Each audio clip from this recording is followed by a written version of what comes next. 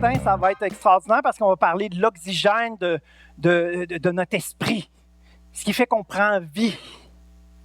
Est-ce qu'il y en a qui aimeraient ça, prendre vie? Est-ce qu'il y en a qui peuvent reconnaître que non, je ne suis pas 100% vivant spirituellement? Oui? Non? OK. En plus, ça confirme que vous êtes allumé, que vous êtes là, que vous écoutez, c'est bon. Donc, est-ce que quelqu'un est 100% vivant? Donc, tout le monde, on aspire à un petit peu plus saisir la vitalité, la vie de Dieu. Et ce matin, on va parler, je suis vraiment excité de ça parce qu'on va parler du moteur vraiment du chrétien, du cœur, du centre de ce qui motive le chrétien, qui le pousse dans sa vie. Peut-être que vous êtes chrétien depuis des années, puis que depuis le début, pratiquement, c'est de la discipline et c'est un peu pénible. J'ai pas le goût de lire ma Bible, j'ai pas le goût d'aller à l'église. On dirait, ce matin, là, ça se peut que ça soit le déblocage. Ça se peut, ça dépend pas de Dieu, ça dépend de nous. De saisir, c'est quoi le moteur, c'est quoi qui donne de l'oxygène à notre esprit, puis qui fait que c'est parti, que non seulement c'est parti, mais que toute notre vie, on a découvert l'oxygène là, de l'esprit, l'oxygène là, qui fait qu'on veut, qu'on désire, et là, la discipline devient quelque chose de normal, de la vie, de simple, parce qu'on sait que parce que c'est ça notre raison de vivre, puis c'est là qu'on puise notre oxygène spirituel. Oh, ça se peut qu'il y ait un déblocage dans les cœurs ce matin, je vous le dis, je vous le garantis. C'est certain. Je connais assez ma Bible, je connais assez le cœur de Dieu, je connais assez c'est quoi la vie chrétienne pour vous le dire avec conviction que ce matin, je vous parle du moteur du chrétien et que si on peut saisir ça davantage, il va y avoir plus d'oxygène dans notre esprit le reste de notre vie. Je monte la barre haute, hein?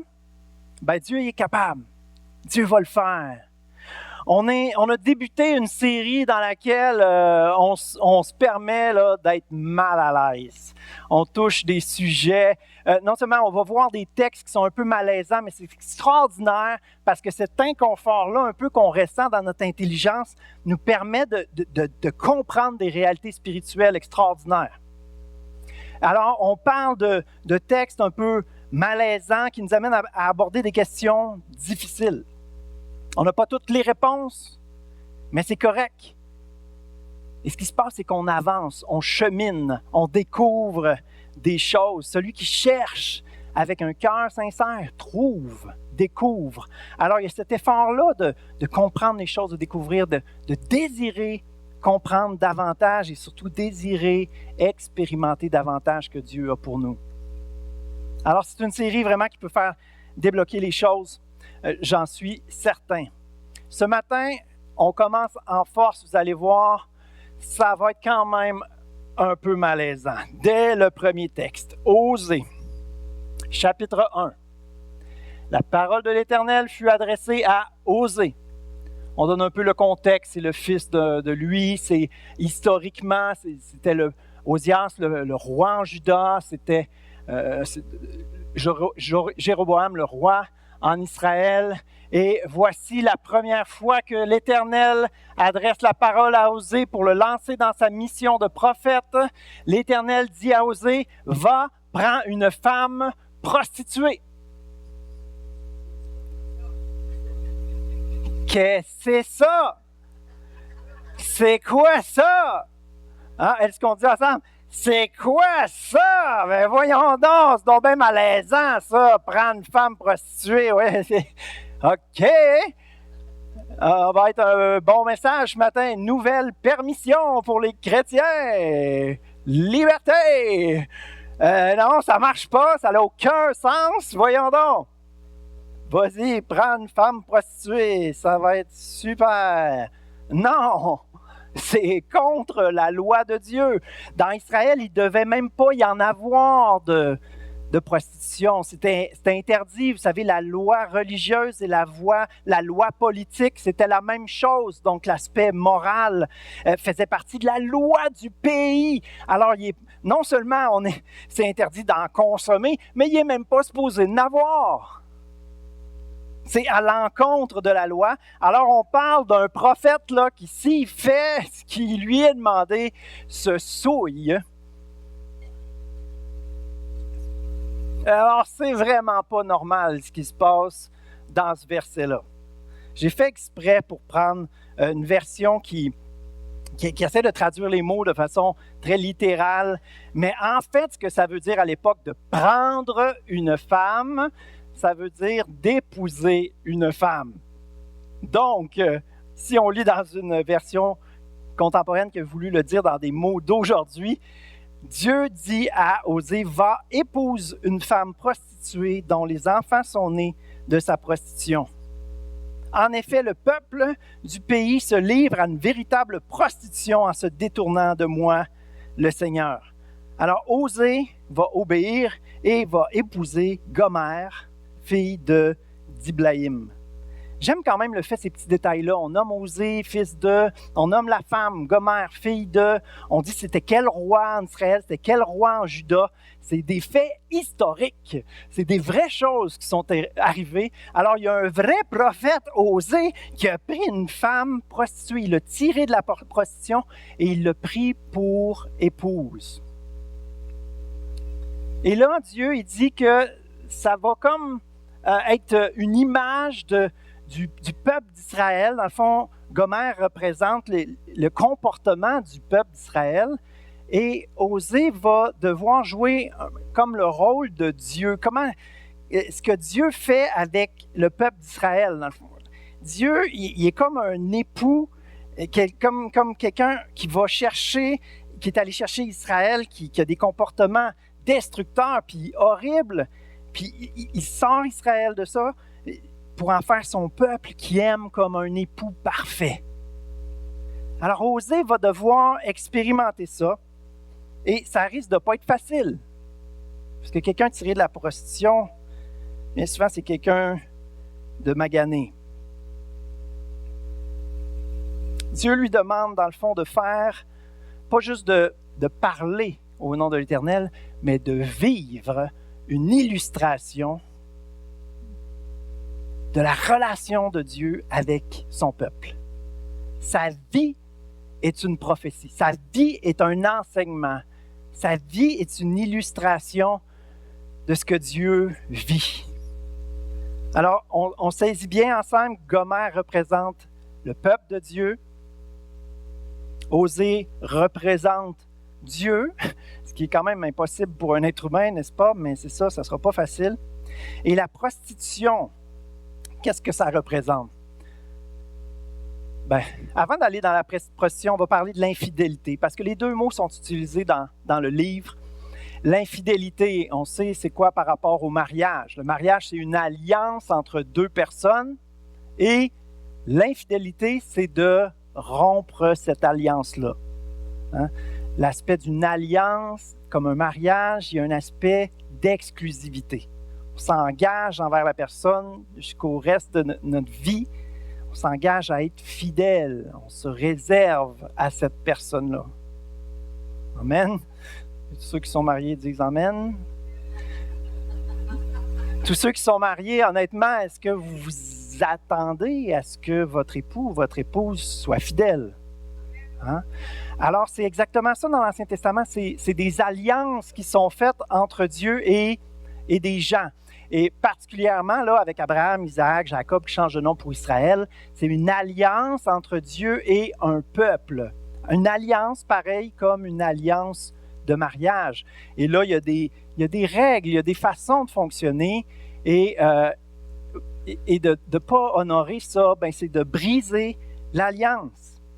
Le premier commandement, la première loi de Dieu dans l'alliance, on le lit dans Exode 20, ils sont dans le désert, ils viennent de sortir d'Égypte et ils reçoivent la loi, dont le premier commandement est « Tu n'adoreras pas d'autre Dieu que moi ». Dieu est Dieu, donc aimer un autre Dieu, c'est tromper Dieu. C'est une illustration de l'épouse de Dieu, donc si on garde cette même illustration-là, aimer un autre Dieu, c'est tromper Dieu, c'est coucher avec un autre Dieu. Hein? Parce qu'on prend l'image de du mariage. Donc, c'est de tromper, c'est d'être infidèle. Et là, la Bible, il ne va pas avec le dos de la main morte. Elle prend des mots forts pour nous faire réaliser des réalités fortes. Elle prend le mot, pas juste infidèle, mais prostitution. Si on parle d'infidélité, on parle d'une autre personne. Et parfois, écoutez, imaginez, là, hein, on va faire l'avocat du diable.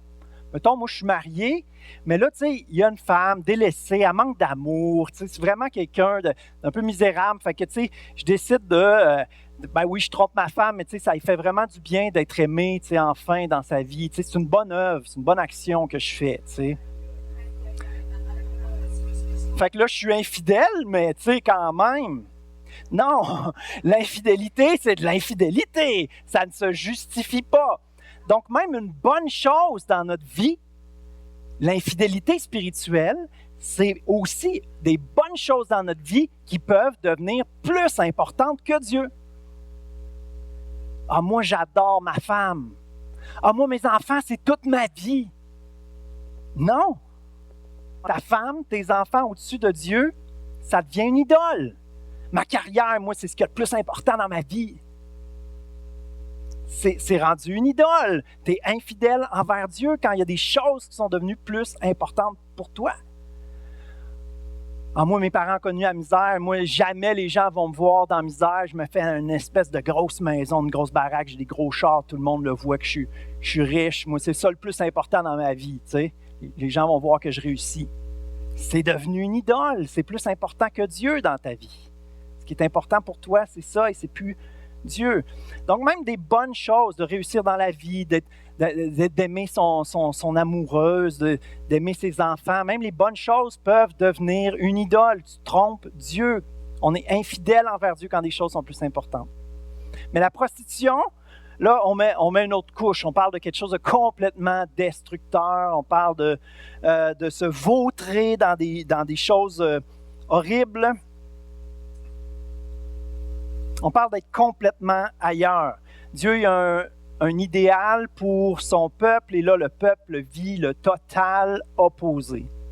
Il est complètement ailleurs. L'image de la prostitution est très pertinente parce que dans les cultes idolâtres païens, la prostitution c'était lié comme ça. Là, souvent c'était un culte de la fertilité, alors d'avoir du sexe avec de la prostitution, on appelait ça la prostitution sacrée. Donc ça appelait la bénédiction des dieux pour que la terre soit fertile. Donc l'image de la prostitution est très, très, très pertinente dans l'idée d'avoir Dieu comme Dieu, l'Éternel des armées, Dieu unique, le Dieu qui est l'Éternel, créateur, versus avoir des idoles.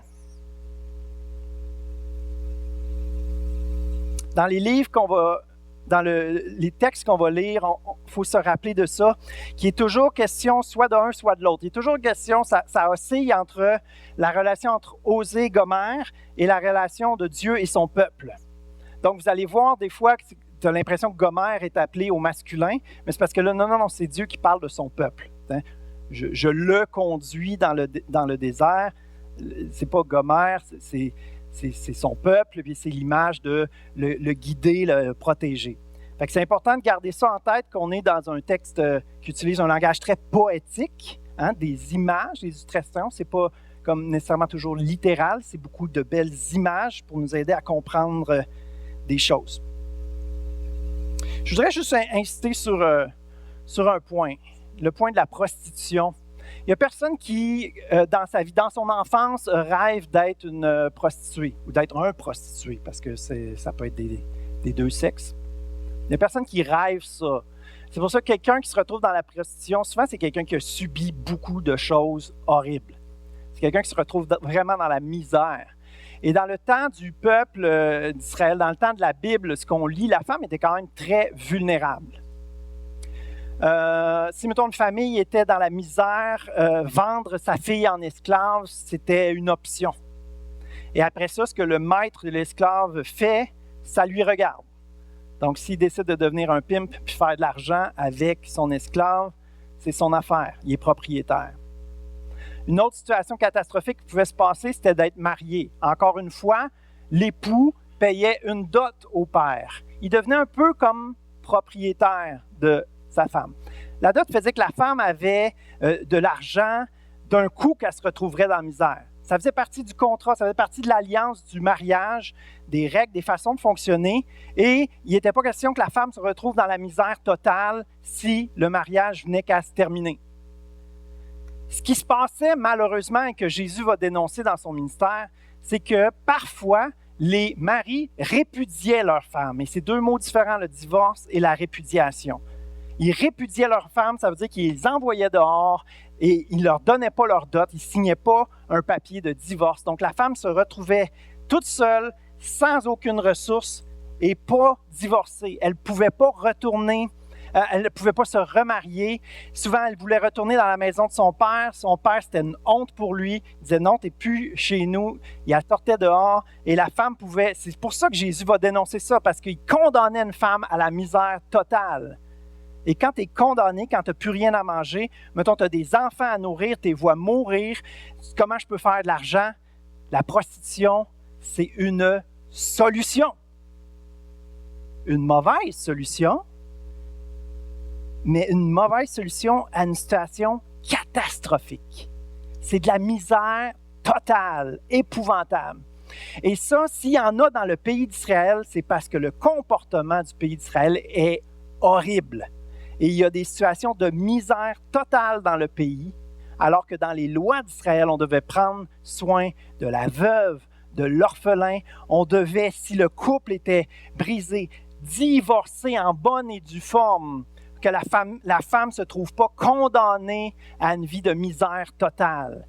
La prostitution non plus était quelque chose d'inadmissible. Même quand une femme était divorcée, il y avait un droit de rachat. Quelqu'un de la famille était supposé la prendre sous son aile. Donc, que ce soit un grand frère, que ce soit un père, que ce soit un oncle, peu importe, ou même de la famille de l'ex-époux, quelqu'un devait la prendre à charge, quelqu'un devait prendre soin d'elle. Alors, c'est l'horreur dans le pays d'Israël, c'est la misère totale à cause de la dureté du cœur de l'homme, à cause de la désobéissance. Le pays est dans la grosse misère, dans la désolation. Et là, Dieu veut le faire réaliser. Je tenais à développer ce point-là. Je veux qu'on réalise comment que l'aspect de la prostitution, c'est de la grosse misère. Elle n'est pas juste une méchante femme qui décide de vouloir faire de l'argent. Elle est le résultat du péché, du laisser-aller, du n'importe quoi dans le pays entier. Alors, elle représente l'état spirituel de la nation. Alors, ça va parler dans les textes de Osée, Gomère, mais de Dieu et son peuple parce que c'est extrêmement semblable. La relation de couple que Dieu veut, c'est une relation d'amour. On a déjà vu l'aspect d'un amour exclusif, mais il y a aussi l'aspect d'un amour tendre. Dans Osée 2, versets 16 et 17, il est écrit « Je vais la séduire à nouveau. Et pour cela, je l'amènerai au désert et je retrouverai sa confiance. » Là, c'est une image qui nous ramène à la sortie d'Égypte, la traversée de la mer Rouge et le peuple qui se retrouve dans le désert. Et le désert ne signifie pas ici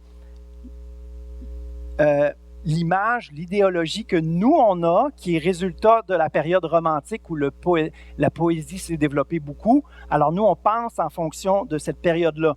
Mais quand un Juif entend « je la conduis au désert », ça veut dire protection de Dieu, provision de Dieu. La nuée qui les protégeait le jour, le feu qui les réchauffait et les gardait éclairés la nuit, la manne, la nourriture qui était donnée à chaque jour. L'image de « je la conduirai au désert », ça ne veut pas dire « je l'amène pour qu'elle expérimente la sécheresse puis qu'elle puisse sentir c'est quoi la misère ». Non, non, elle sait très bien c'est quoi la misère. Le désert, ça veut dire restauration. Restauration, guérison, Dieu qui prend soin. De toute façon, ça ne ferait aucun sens avec ce qui est écrit avant. Je vais la séduire à nouveau. Je vais retrouver sa confiance. Je l'amènerai au désert. Puis je lui rendrai ses vignes. Il va avoir de la provision, il va avoir de l'abondance. La vallée d'Accord va devenir, qui s'appelle vallée de malheur, va devenir une porte ouvrant sur l'espérance, sur une belle vie devant elle. Elle aura tout à espérer de ce qui s'en vient devant elle, malgré son passé complètement brisé. On continue la lecture. Elle m'y suivra volontiers, librement, comme lorsqu'elle était jeune au temps de la sortie d'Égypte. En ce jour-là, Israël, dit le Seigneur, m'appelait mon mari, et non plus mon Baal, mon maître. Baal, c'était le nom de la principale idole dans les autres pays, et Baal signifie maître. Alors Dieu dit, mon peuple, je ne serai plus juste ton maître, je veux être ton époux. Et surtout pas un maître comme Baal, qui est une statue qui fait rien, qui n'a pas d'oreille, qui n'a pas de Dieu, qui n'a pas de cœur. Moi, je veux être un mari, un époux pour toi. C'est plus que juste de sortir de la prostitution, c'est de devenir un époux qui t'aime, qui t'entoure, qui t'embrasse, qui veut te séduire à nouveau, qui veut toucher ton cœur pour que tu sois guéri, restauré. Que le cœur de misère, de prostitution, que tu en sois libéré. Versets 21-22. Israël, c'est pour toujours que je te demande en mariage. Et pour cela, je paierai le prix qu'il faut. La loyauté, la justice, l'amour et la tendresse. Je te demande en mariage, tu peux compter sur moi. Alors tu me reconnaîtras comme le Seigneur. Je paierai le prix, ça fait allusion à Osée qui a dû non pas payer la dot au père, mais payer au propriétaire, au pimp de Gomer, qui est la prostituée. Et ça, c'est quelque chose qui se faisait aux portes de la ville, qui est un peu l'équivalent du palais de justice, mais qui est un peu l'équivalent du restaurant où tout le monde jase aussi. Là. Tout le monde était là, tout se savait, tout le monde se connaissait. Et Osée qui arrive et qui prend pour femme une femme prostituée, c'est pas très bien vu. C'était absolument rien d'élogieux. C'était vraiment à l'inverse, complètement honteux d'aller là. Mais Dieu lui a demandé de payer prix comme Dieu est prêt à payer le prix pour avoir une relation avec son peuple. Donc, Osée l'a fait. Mais quelqu'un qui sort de la prostitution, c'est quelqu'un de brisé. Et recevoir l'amour quand on n'en a jamais eu, parfois c'est difficile. Ça fait mal. Cette tendresse-là fait mal. On a été habitué à la dureté, puis là, si tu veux, un cœur, c'est comme une plaie. Un grand brûlé, là, vous savez, un grand brûlé arrive à l'hôpital, puis sa plaie, il y a des tissus morts dedans. Et ce qu'il faut faire pour que ça guérisse, c'est pas juste mettre des bons onguents et un pansement, mais il faut que les tissus morts soient arrachés. On appelle ça débrider une plaie. Ils vont la gratter. Comme avec du papier sablé, ils vont arracher les tissus et ça fait mal terrible. Mais pour que la guérison vienne, il faut que ça s'enlève. De la même façon, quelqu'un qui a souffert dans le passé, son cœur est plein de plaies. Et de vouloir amener guérison, ça implique d'arracher des plaies. Et Gomer n'est pas capable de le recevoir, pas capable de le prendre. Et ce qu'elle va faire, c'est qu'elle va quitter. Elle va s'en aller. Elle se sauve, elle fugue. Qu'est-ce qui se passe quand on a un amoureux, une amoureuse? Qu'est-ce qui se passe quand on est en amour puis que la personne nous rejette? La personne part. On appelle ça une peine d'amour. Osée 11, 8. Mon cœur est tout bouleversé. Je suis tout ému de pitié. Il y a le cœur brisé. Quand on aime puis qu'on voit l'autre personne s'autodétruire, ça nous brise le cœur. Ça fait mal. Quand quelqu'un qu'on aime souffre, c'est nous qui souffrons. Et non seulement elle a fugué, non seulement elle s'est sauvée, mais elle est retournée à son ancienne vie.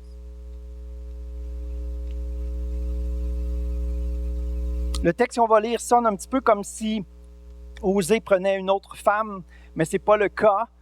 Et ça ne ferait aucun sens avec le livre et l'ensemble de la révélation dans la Bible. Osée, ce qu'il va faire, c'est aller rechercher Gomer. On lit dans Osée 3, verset 1, « L'Éternel me dit, va encore aimer une femme adultère. » Là, elle est adultère parce qu'elle était mariée. Aime-la comme l'Éternel aime les Israélites, alors que ceux-ci se tournent vers d'autres dieux et se délectent de gâteaux de raisin consacrés Inquiétez-vous pas, si vous mangez du pain au raisin le matin, Dieu n'a aucun problème avec le pain au raisin. Mais, à cette époque, ça représentait, c'était quelque chose qui faisait partie du culte idolâtre. Donc, la représentation, la symbolique, le sens que ça avait dans leur culture, il ne fallait pas pratiquer ça, il fallait mettre ça de côté. Donc, c'est à ça que Dieu fait allusion. Il ne fait pas allusion à juste se délecter de délicieux pain au raisin, mais plutôt cette connotation idolâtre qu'il y a avec ça. La participation au culte idolâtre, c'est ça que Dieu reproche à Israël. Alors, qu'est-ce que Dieu demande à Osée? Dans le verset suivant, Osée retourne aux portes de la ville. Il dit, « Je rachetai donc une femme au prix de 15 pièces d'argent et 450 kilogrammes d'orge. » Donc, Osée retourne aux portes de la ville. Et on savait, se faire tromper, c'est quand même honteux, hein? C'est quoi, l'autre n'était pas bien avec toi?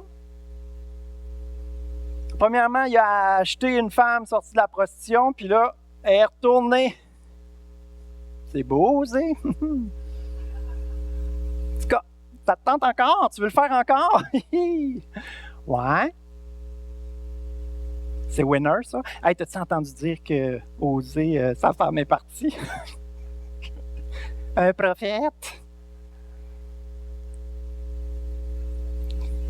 Ça n'a aucun sens. Tu sais, c'est honteux. Alors, il va encore une fois payer à son pimp. Elle s'est donnée gratuitement encore et retournée, et lui doit la racheter encore une deuxième fois. Il fait face à cette humiliation. Je vais payer le prix qui est écrit dans le verset. Il a payé le prix qui n'est pas juste financier, mais qui est une honte, une humiliation sur la place publique. Et qu'est-ce qu'il va faire? Il va lui dire, au verset 3, « Tu resteras pendant longtemps pour moi, sans te prostituer et sans te donner à aucun autre homme, et moi j'agirai de même pour toi. » Il renouvelle son engagement. Lui a été fidèle. Lui, il l'a attendu. Puis il dit, « Tu resteras pendant longtemps avec moi. Pars pas, quitte pas, va-t'en pas, reste. »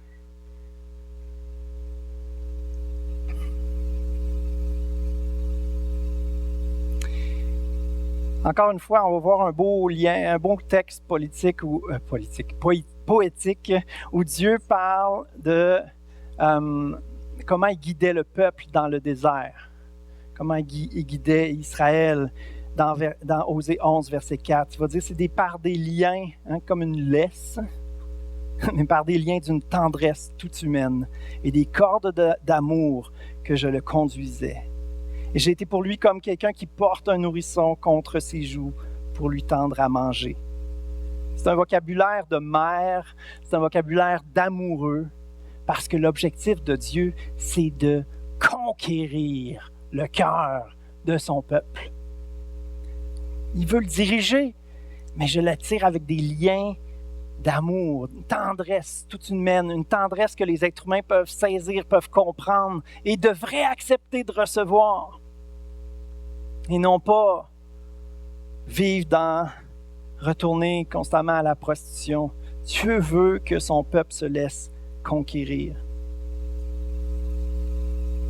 J'inviterai les musiciens à s'avancer parce que je veux qu'on prenne un temps aujourd'hui pour accueillir, accepter, recevoir cet amour-là immérité comme Gomère avec Osée. Le message de ce livre-là est clair. Dieu, dans son immense amour, ne lâche jamais prise. À n'importe quel prix, il est prêt à tout pour conquérir les cœurs. Et le drame dans ce livre-là, c'est la non-acceptation de l'amour de la part de l'humanité, du peuple d'Israël. Mais on peut l'appliquer à l'humanité qui, depuis le début, créature merveilleuse à l'image de Dieu, fait tout l'inverse de ce que Dieu veut. L'inverse, vit indifféremment de Dieu, vit pour n'importe quoi d'autre sauf que Dieu. On vit pour nous-mêmes. On vit par nous-mêmes. On n'a pas besoin de Dieu. On ne veut pas qu'il y ait un Dieu au-dessus de nous. On va mener notre affaire. On va réussir notre vie par nous-mêmes. On n'a pas besoin de lui. On est comme ça, l'humanité. Et il y a ce Dieu-là qui regarde ça aller. Quelle patience! Quelle grâce! Quelle miséricorde, prêt à aller nous chercher dans ces comportements destructeurs. On voit qu'est-ce qu'on a fait de l'humanité. On voit qu'est-ce qu'on a fait de ce monde que Dieu nous a confié. Il a dit, allez dominer la terre. C'est ce qu'il a dit à l'homme, à la femme dans le jardin. Faites profiter ça. Rendez ça beau. Puis on va le faire ensemble. Je vais être là avec vous. Vous allez voir, j'ai fait l'univers et la terre. Là, il y a des choses à découvrir, des choses à créer. On va réussir à faire des choses extraordinaires ensemble. Mais l'être humain fait tout pour lui-même, tout pour se prouver qu'il est quelqu'un qui est plus fort que Dieu. Et le cœur de Dieu, à travers cette infidélité-là, à travers cet adultère, cette prostitution-là, son cœur est brisé, déchiré. Il est bouleversé. Quelle patience! Quelle miséricorde! Son amour est fou. Pauvre Gomère, la vie changeait. Une nouvelle vie qui s'ouvrait pour elle. La vie avait commencé à changer. Il y a une œuvre qui pouvait se passer dans son cœur. Elle n'a pas laissé cette œuvre-là se poursuivre et retourner à son ancienne vie. C'est la même chose pour nous. La transformation de nos cœurs commence quand l'amour rentre et elle continue quand on continue de laisser cet amour entrer. On va lire le texte dans Sophonie 3, verset 17. « L'Éternel, ton Dieu, est au milieu de toi, un guerrier qui te sauve. Il sera transporté de joie à ton sujet. Il te renouvellera dans son amour pour toi. Il te sauve comme un guerrier. Jésus l'a fait. Il a triomphé sur la mort. Il nous sauve. Mais il ne veut pas juste nous sauver. Il veut nous guérir, nous qui sommes brisés. Il veut nous renouveler dans son amour. Si on reste, si on accueille, si on reçoit, si on saisit, si on expérimente, si on se laisse renverser par son amour fou. Le changement de vie a commencé quand le Sauveur, le guerrier, nous sauve, mais il continue. La transformation se poursuit quand on continue de baigner dans son amour. Il faut se rappeler de cette phrase-là. Le changement de vie a commencé et se poursuit au fur et à mesure que nous acceptons l'amour de Dieu. Vous savez une chose vraiment particulière. La Bible qui ne répond pas toujours à nos questions. C'est quoi la fin de l'histoire? On veut le savoir. On ne la sait pas. Pourquoi? Parce que Dieu, il nous laisse sur notre fin. Qui nous amène à dire, puis moi, je vais-tu me laisser aimer?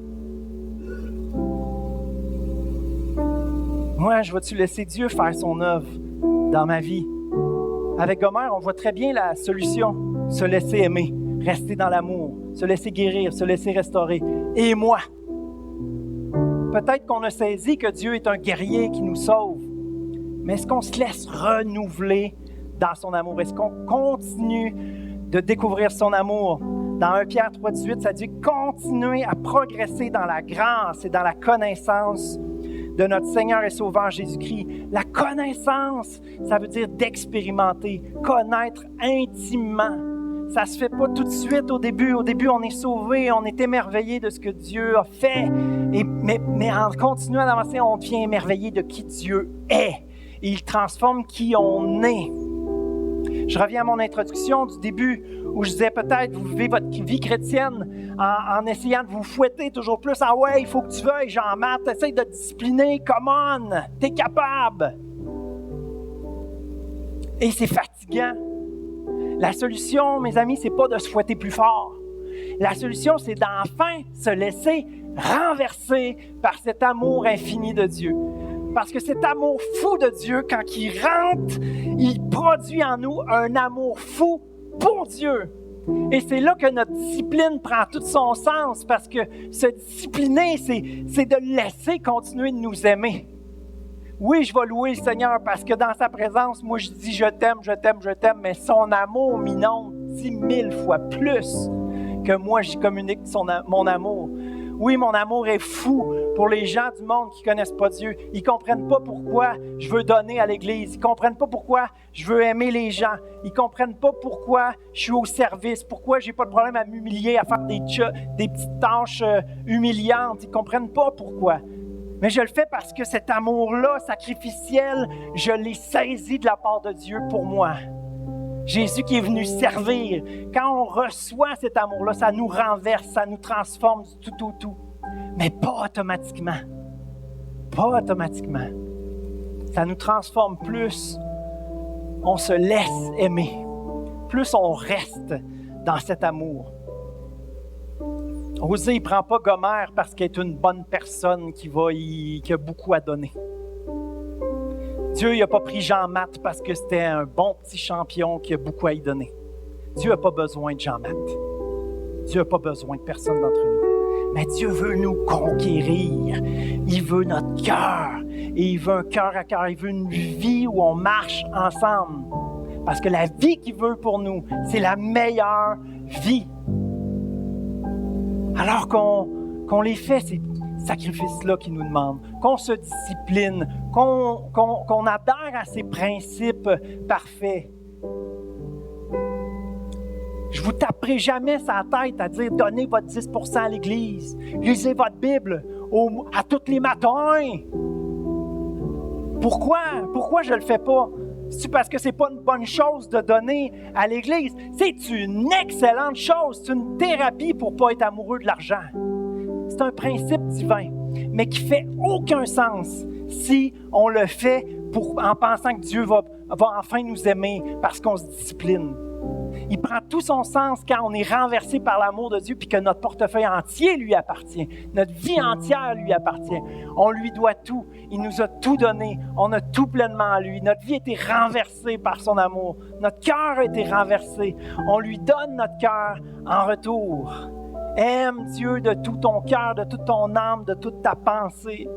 Dans le Nouveau Testament, ça dit « Offrez votre corps comme un sacrifice vivant. » Votre corps, votre vie, votre cœur, c'est notre être entier. Tout le temps qui nous est confié sur la terre, on le remet entre ses mains. Et la discipline est juste une évidence. Des façons que Dieu nous a données pour qu'on puisse vivre une vie abondante. Des bons principes sains pour être en santé, pour être vivant. Sa vie qui nous inonde, sa vie qui nous remplit, son amour fou qui nous transforme, qui nous permet de découvrir une vie follement bonne, une vie spirituellement tellement riche, merveilleuse. Le changement a commencé et se poursuit alors qu'on continue de baigner dans son amour. Puis ma prière ce matin, c'est qu'on soit une Église qui allume, que le moteur de notre vie spirituelle, ça ne sera pas de se fouetter plus fort, mais ça va être d'enfin accepter, enfin avoir l'humilité de dire « Je suis une prostituée qui a besoin de ton amour. » L'humanité est une prostituée, j'en suis une aussi. Moi aussi, je fais n'importe quoi à ma tête, même depuis que je suis chrétien. Oh, combien je suis infidèle. Oh, combien j'oublie ton amour infini pour moi. Seigneur, merci pour ton amour. Merci pour ta grâce. Je veux vivre pour toi de mieux en mieux, de plus en plus, Seigneur, parce que c'est dans ta présence que se trouve la vie. C'est dans ta volonté que se trouve la vie. Seigneur, je veux arrêter de vivre une vie chrétienne où je dois me fouetter. Seigneur, que tu sois le moteur de ma vie, Seigneur Jésus. Est-ce qu'on